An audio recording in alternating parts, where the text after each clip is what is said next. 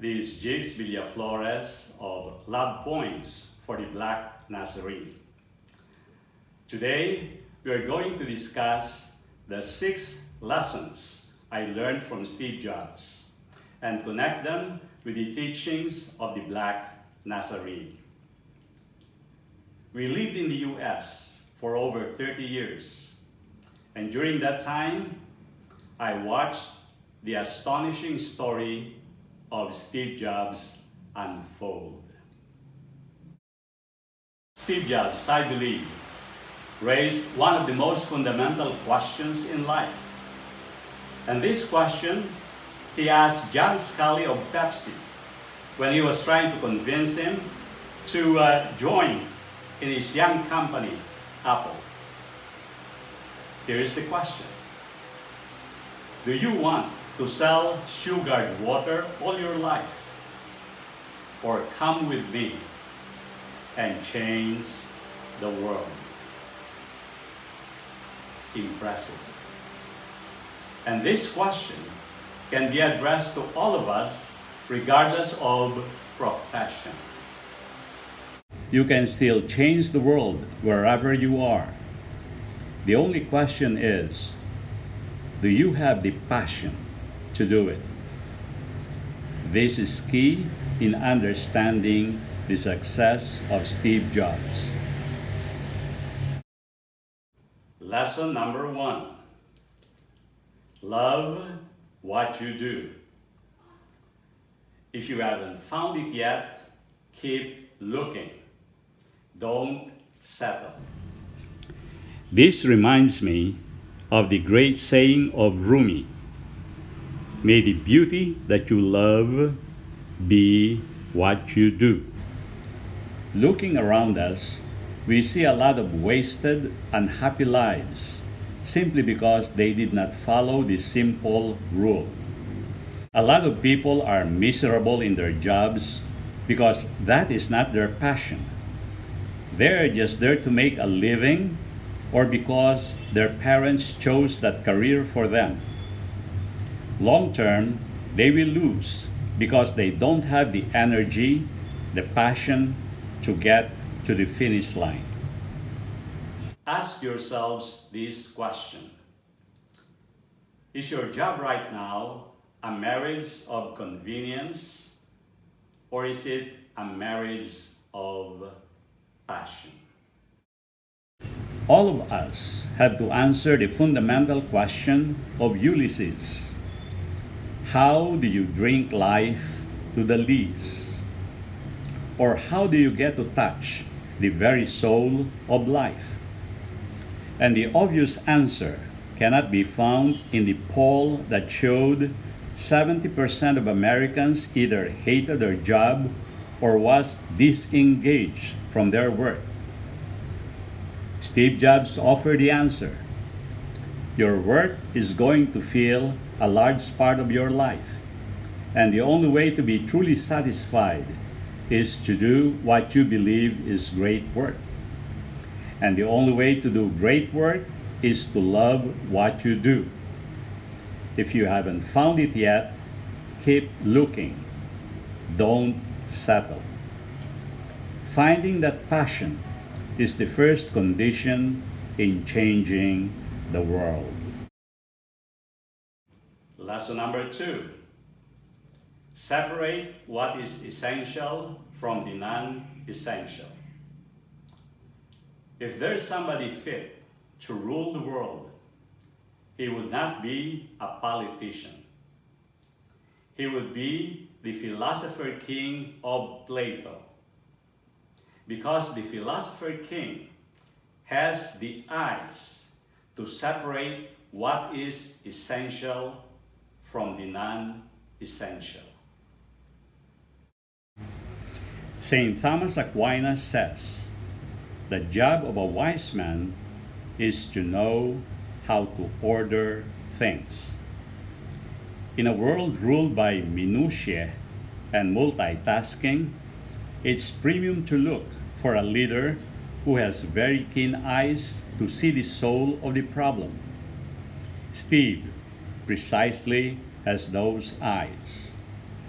And so, when he returned to Apple after 12 years of absence, he saw right away what is essential from the non-essential. He saw innovation as the key. He said, the cure for Apple is not cost cutting. The cure for Apple is to innovate its way out of its current predicament. And we saw what happened next. He started innovating like there's no tomorrow, from computers to music, entertainment, retail, mobile, and telecommunications. No other company has so many hits in the last 25 years. Lesson number 3. Focus is saying no to 1,000 good ideas. And the reason for saying no is so that you can focus on what truly counts. Don't scatter your energy. Time is limited. Just focus. And the opposite of focus is distraction. It's like a shotgun approach where you dip your finger into everything instead of a laser beam approach where you just focus on one. Back then in Chicago, when I was teaching as a motivational speaker, I used to tell my audience that focus is the tip of the spear. All walls can be broken by the tip of the spear, which is focus. One of the most ancient weapons used in war is the spear. And its power lies in the point, tip of the spear, and the line, the long wooden handle. The spear is nothing else but organized, concentrated points that attack in the form of a line. It is very much like Rick Pitino's approach in basketball. Discipline, he says, is an organized plan of attack. When he says that, he is using the tip of the spear and its handle to attack the defense of his opponents. When he gets his clipboard, gathers his players in a huddle, and diagrams his plan of attack to his players, he draws lines and arrows, right? That is the tip of the spear in action.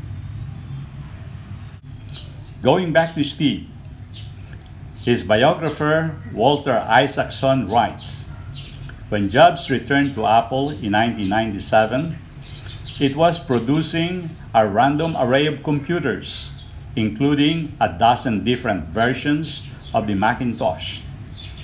In other words, everything is scattered. There's no focus. After a few weeks of product review sessions, he'd finally had enough.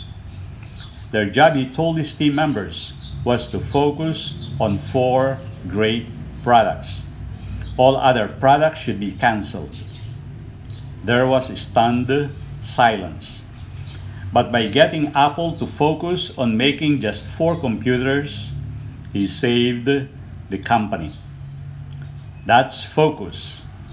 Deciding what not to do is as important as deciding what to do. Remember the point, the tip of the spear, and the line made up of points to support the tip of the spear. Success is an organized plan of attack. And what is creativity? Creativity is nothing else but connecting things, connecting the dots, connecting the points in the line of the spear. Now let's talk about the teachings of the Black Nazarene. There are 2 types of eyes. The eyes of the senses and the eyes of faith.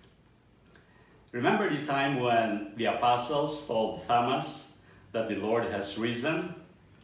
Thomas would not believe because he has the eyes of the senses. He said, "Unless I see in his hands the print of the nails, and put my hand into his side, I will not believe." And so after 8 days, when Jesus came and met Thomas, Jesus said, "Come here, bring your finger and see my hands, and put your hand into my side, and be not unbelieving, but believing." Blessed are those who have not seen and yet believed. And so today, let's talk about the Sacred Heart of Jesus, the heart that sees.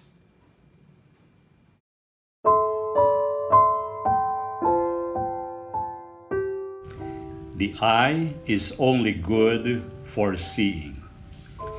It can enter and see the world of the senses, but it stops there and becomes a brick wall to the world of the unseen.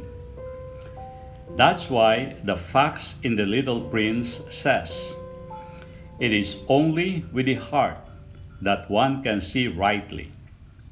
What is essential is invisible to the eye." O Black Nazarene, make our hearts see what our eyes cannot see. Make our hearts burn like yours, so that we can embrace the poorest of the poor. Pull the trigger of love, so that the bullet from your Sacred Heart can penetrate our souls, so that we can love you and our brothers forevermore.